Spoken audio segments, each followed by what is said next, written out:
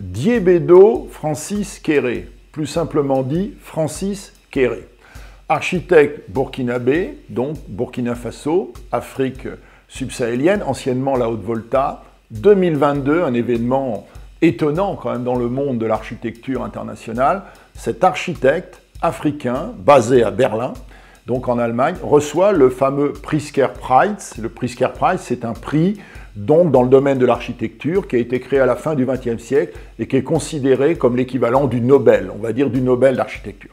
Alors c'est tout à fait stupéfiant quand on voit en effet comment donc Francis Kéré construit. D'abord, ce n'est pas un architecte au départ, c'est quelqu'un qui va grandir dans une petite ville située à quelques dizaines de kilomètres de Ouagadougou, en Haute-Volta, qui s'appelle Gando, qui est devenue une des capitales, du coup, aujourd'hui, de l'architecture contemporaine. Gando, qui est une cité, au fond, où il n'y a rien, pour ainsi dire rien. Et le premier des manques, qui est celui dont va souffrir Francis Kéré, c'est le manque d'éducation. L'école, très peu de possibilités de formation, très peu de possibilités d'élévation, donc par le niveau scolaire. Et l'obligation pour ce jeune homme, qui est Francis Kéré, à la fin du XXe siècle, d'aller étudier à l'étranger, de demander des bourses et finalement de pouvoir avoir une formation en menuiserie en Allemagne. À partir de là, on est dans les années 1990, Francis Kéré organise quelque chose de très élémentaire pour le village d'où il vient, Gando. Donc, il organise une association, il cherche des financements pour créer une école, donc l'opération des briques pour Gando. Et il va commencer ses allers-retours entre l'Allemagne et donc le Burkina Faso pour superviser la construction d'abord d'une école. Puis cette école va s'élargir, elle va devenir un complexe administratif et puis donc une sorte de zone éducative entourée par un jardin géré par les habitants eux-mêmes, par les élèves aussi. Alors, pourquoi, au fond, ce mérite reconnu au point qu'on célèbre cet architecte d'une manière universelle? Eh bien, parce que nous sommes dans une période et dans un lieu où le réchauffement climatique se fait sentir avec une violence extrême. Raréfaction de l'eau, bien sûr, sécheresse accrue, partout, très grande difficulté à gérer les vents, la chaleur, la poussière et donc évidemment l'agriculture. Et que fait Francis Kéré? Eh bien, il va décider de construire vernaculaire, comme on dit, c'est-à-dire avec les moyens du bord. Les moyens du bord, c'est la terre et c'est le bois. Hein, c'est à peu près tout. Pas de ciment, pas de briques, ça vient de loin, c'est compliqué.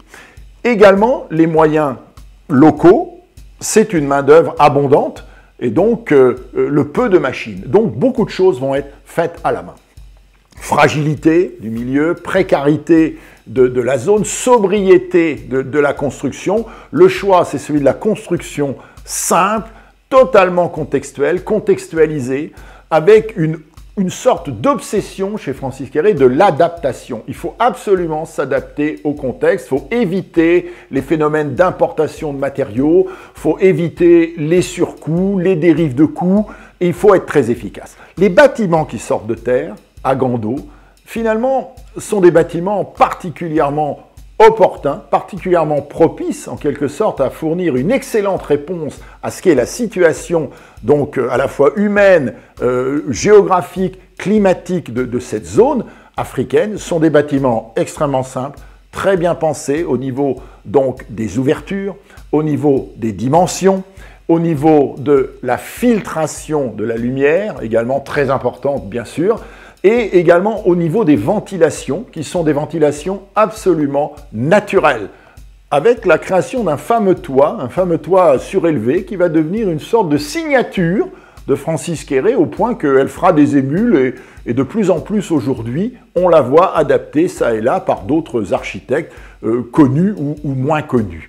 Hein, cette idée étant que finalement le bâtiment doit être un régulateur environnemental, et non pas une structure qui consomme de l'énergie et donc dont le bilan carbone et environnemental lui-même est négatif. Le plus fort peut-être dans cette démarche architecturale, qui est celle de Francis Kéré, c'est que c'est aussi une démarche humaniste et éducative, bien sûr, dans la mesure où On ne fait pas que construire quand on est donc ou architecte ou travailleur, donc dans le bâtiment, en maçonnerie ou autre. Les habitants locaux sont conviés à construire, les enfants sont conviés aussi à gérer leur propre milieu, avec notamment ce fameux projet que l'architecte a appelé le projet des manguiers, où chaque enfant dans l'école va planter un arbre, le manguier, qui est du point de vue climatique un arbre très intéressant par rapport à la culture du mil, par exemple, il consomme beaucoup moins d'eau, et va devoir l'entretenir donc le temps qu'il passera donc dans la ville de Gando et dans le secteur éducatif de celle-ci. On voit ici comment, d'une nécessité architecturale, produire des bâtiments parce que ces bâtiments-là manquent, eh bien on en arrive réellement à un dispositif social élargi de solidarité.